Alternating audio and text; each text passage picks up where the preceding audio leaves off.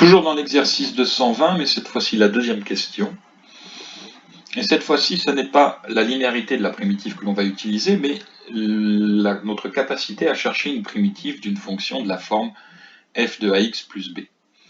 Alors, très précisément ici, lorsqu'on analyse la première fonction, on va se rendre compte qu'il y a une exponentielle dont on connaît la primitive, enfin, dont on connaît une primitive elle-même. Et puis il y a ajouté à ça une exponentielle de moins x. Et là-dedans, vous voyez apparaître, dans cet exposant moins x, le fameux terme ax plus b dont on parle ici, avec un coefficient a égale moins 1 et b égale 0. C'est peut-être le cas le plus simple de la situation ax plus b, moins x est égal à moins 1 fois x plus 0. Lançons-nous dans une recherche de primitives. Nous venons de dire que pour la fonction exponentielle, une primitive, c'est elle-même, exponentielle de x. Mais, pardon, je me rends compte que je me suis trompé dans la formule de dérivation. La dérivée fait tomber le coefficient a, c'est au moment de la primitive que l'on doit diviser par a.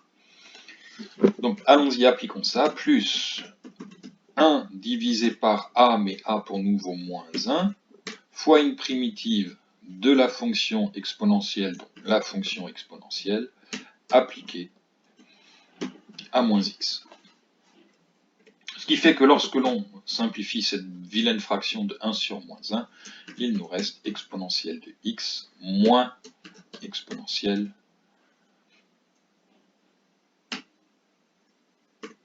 de moins x. Voilà. Une fois de plus ici, identifiez bien les formes ax plus b, ça sera encore plus évident sur le prochain, alors allons-y directement.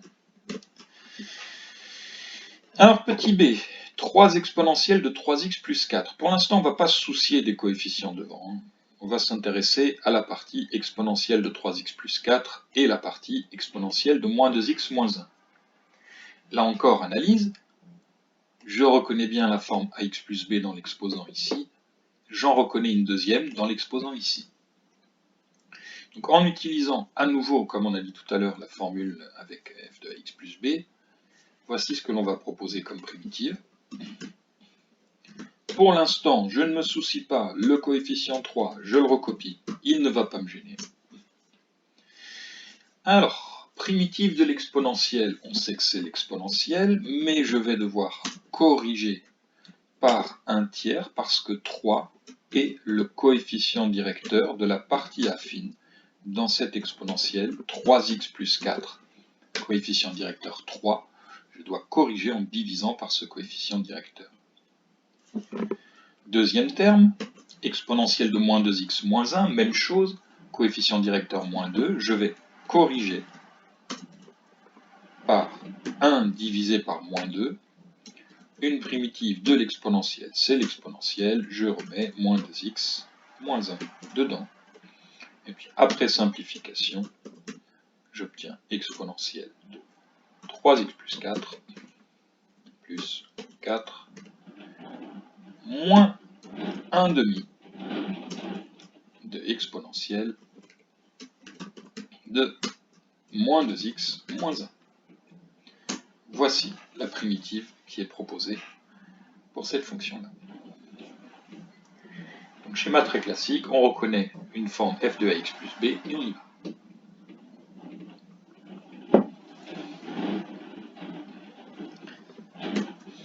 Petit c, même travail, cette fois-ci c'est un logarithme népérien. Alors au passage, vous pouvez vérifier que la fonction est bien définie sur l'intervalle qui vous est proposé. Lorsque x est supérieur à moins 5 tiers, 3x est supérieur à moins 5 et 3x plus 5 est positif, ce qui est nécessaire pour pouvoir lui appliquer le logarithme népérien. Donc c'est un logarithme népérien, mais pas ln de x, c'est ln de quelque chose. Le quelque chose est de la forme ax plus b, comme tout à l'heure. Vous avez déjà identifié a et b, ce sont 3 et 5. On peut se lancer. Alors attendez, primitive de ln de x, c'était une formule un petit peu compliquée qu'il faut connaître. C'était x ln de x moins x.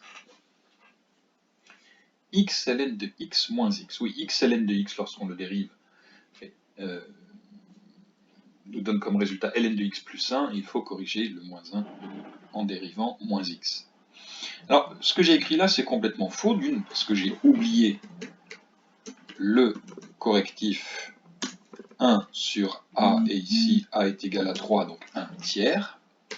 Et c'est complètement faux, parce que ça n'est pas x que je dois écrire ici, mais bien la partie, l'expression affine 3x plus 5, partout où dans la dérivée, dans la primitive originelle de ln de x, j'avais x, comme ici, x est remplacé par 3x plus 5, ben je dois remplacer tout ça par 3x plus 5. On fera très attention à bien parenthéser dans la primitive, je vais la réécrire là, primitive de ln de x, hop, on va y arriver, x ln de x moins x. Ici, il n'y a pas de parenthèse autour du x, c'est normal, il n'y a rien à protéger. Il n'y en a pas là, c'est normal, il n'y a rien à protéger. En revanche, nous allons mettre à la place une somme, 3x plus 5. Dans un produit, il faut protéger cette somme, d'où les parenthèses ici. Et ici, ça sera soustrait, il faut protéger cette somme, d'où les parenthèses ici. Alors on pourrait factoriser 3x plus 5, on pourrait développer, distribuer le 1 tiers. Bon, ça dépendra complètement de l'utilisation qu'on fera de ces primitives. On ne va pas s'apesantir sur ça, pour l'instant. Petit d. Alors, on a déjà eu tout à l'heure une fonction avec une racine carrée au dénominateur. Et là encore, on a une racine carrée au dénominateur, mais dans cette racine carrée, ça n'est pas x que l'on trouve, mais 4x moins 1. Toujours cette forme ax plus b. Je reprends mon analyse de tout à l'heure. 1 sur racine carrée de x, il y avait un rapport avec la dérivée. Et le rapport, c'est le suivant, c'est que si je dérive 2 fois la racine de x,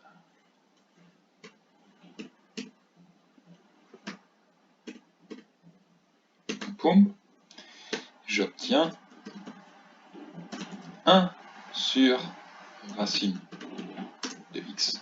Pas 1 sur 2 racines de x, parce que j'ai pris la précaution de prendre 2 fois la racine de x, qui va corriger ce coefficient 2 qu'on retrouve normalement au dénominateur quand on dérive la racine. Donc on n'est pas très loin de cette forme-là. La différence ici, c'est qu'on a un coefficient 3, on ne va pas nous embêter, et que l'on a la forme affine 4x moins 1 au lieu de x dans la dérivée. Bon, on est prêt maintenant à écrire une primitive, grand f de x. Je recopie le coefficient 3 par linéarité. Je fais apparaître la fraction... pardon. J'ai dit des bêtises.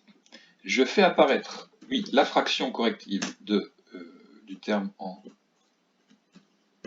4x moins 1 à x plus b, je le multiplie par un quart. Et puis maintenant, je peux écrire la primitive de l'inverse de la racine, 2 fois racine carrée. Évidemment, ça n'est pas racine carrée de x, c'est racine carrée de 4x moins 1. Et là, par contre, on va simplifier, c'est vite fait. 2 sur 4, ça fait 1 demi fois 3, donc nous avons à l'arrivée 3 demi. Hop. 3 demi de racine carrée de 4x moins 1. Voici une primitive de la fonction qui est proposée là-bas.